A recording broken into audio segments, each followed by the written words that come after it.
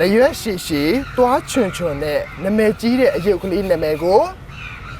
ဖြည့်ပါတော်ပြီဒီကငါကြဘာဖြစ်မလဲလာဟောလာဟမ်ဒီကြလားမတ်တက်ရက်ပြီးတော့အိတ်လေးရှိတဲ့တရိတ်ဆန်တွေတဲက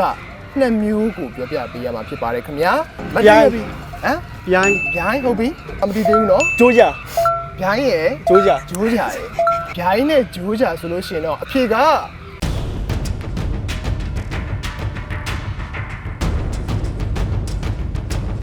မှန်ပါတယ်ခင်ဗျာနော်ကြံလို့ပြောလိုက်တာနဲ့တွဲဖက်မြင်ရတဲ့အစားအစာတစ်မျိုးကိုပြောပြပေးရမှာဖြစ်ပါတယ်ခင်ဗျာမလို့ရေပေါ့ဟိုလုံးရေပေါ့ဒါပေါ့ကိုက flat တဲ့လူလား flat ခံရတဲ့လူလားဖြည့်ပါအော်မြန်တာပြေဦးတက်စကဖြစ်နေပြီကိုက flat တဲ့လူလား flat ခံရတဲ့လူလားဖွဲ့ပါကျွန်တော်တို့ကဒီလိုလေးကဲအော်ဂျူလေးနဲ့ဘာလို့ပြောတော့မကားဆိုကျွန်တော်ငယ်တော့အသေးဆွဲကြိုက်ခဲ့ရတဲ့ Super Mario ကတဲ့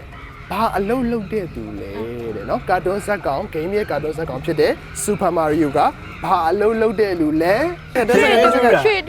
တူးတာ